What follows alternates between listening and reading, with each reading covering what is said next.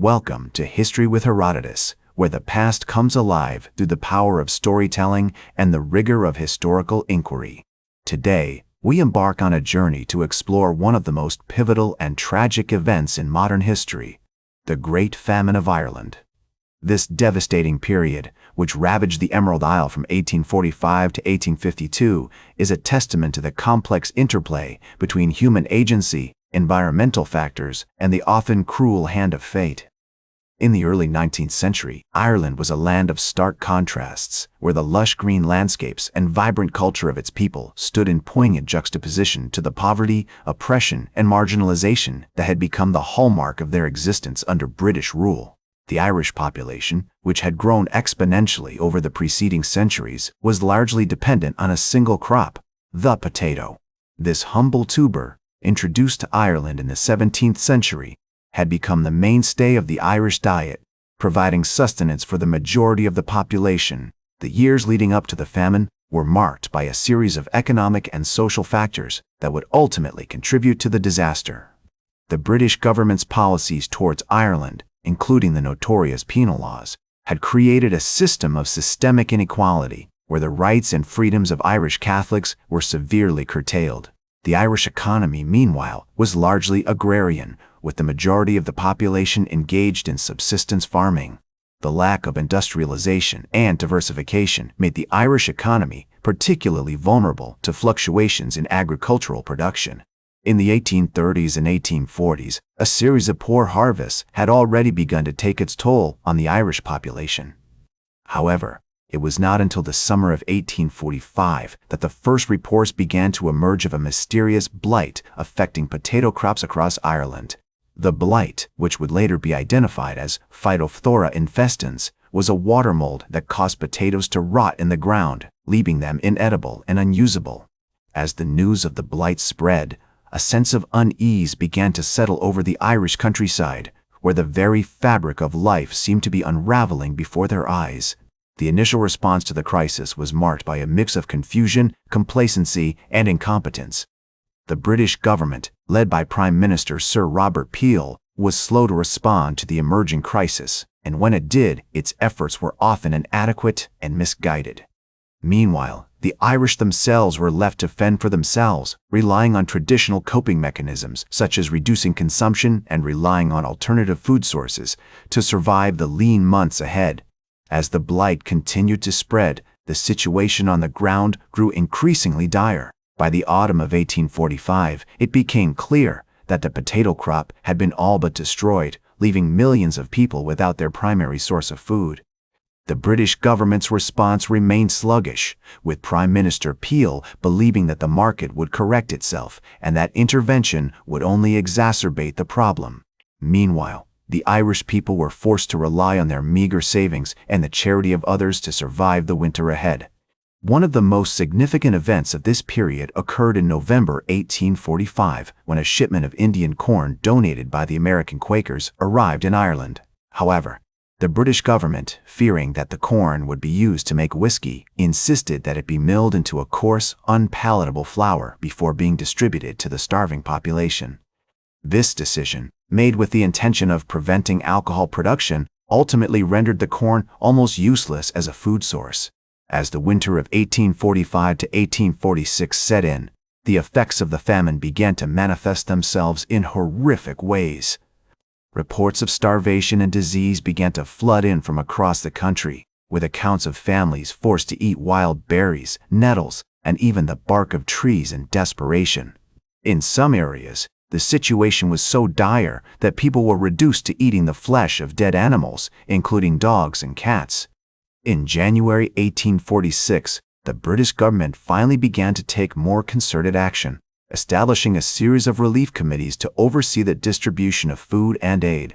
However, these efforts were often hampered by bureaucratic inefficiency and a lack of resources.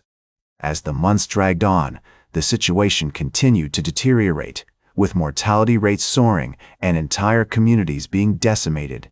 By the spring of 1846, the famine had become a full-blown humanitarian crisis, with reports of mass starvation and disease emerging from every corner of Ireland.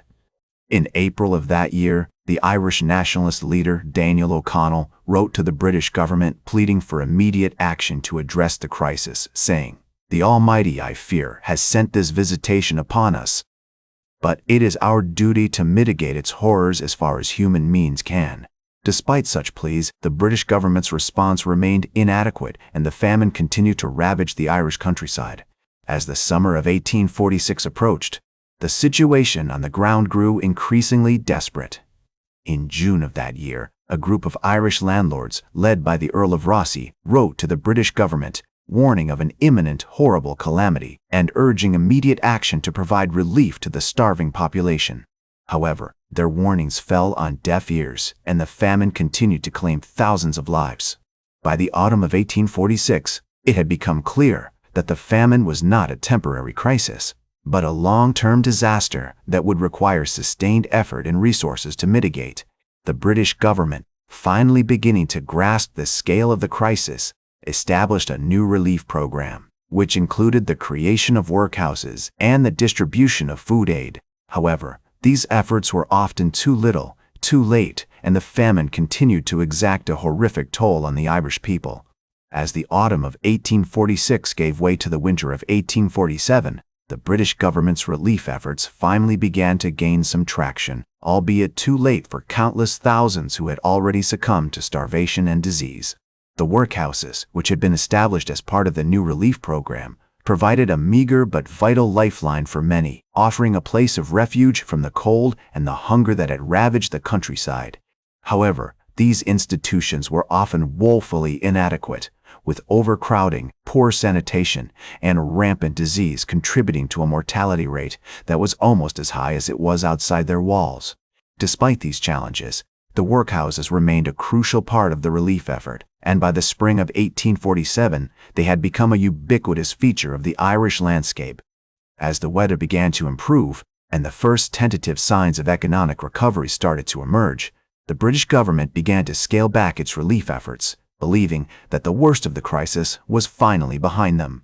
However, this decision would prove to be premature, as the summer of 1847 brought a new wave of suffering, with a devastating outbreak of typhus sweeping through the workhouses and the wider population. It was not until the autumn of 1847, when the potato crop began to recover, that the famine finally started to subside. As the months passed and the food supply began to stabilize, the mortality rate slowly began to decline, and the Irish people, exhausted and traumatized, began the long and painful process of rebuilding their lives.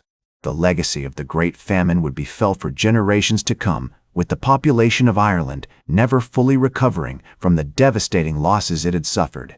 Today, the Great Famine is remembered as one of the darkest chapters in Irish history, a traumatic event that has left an indelible mark on the nation's psyche.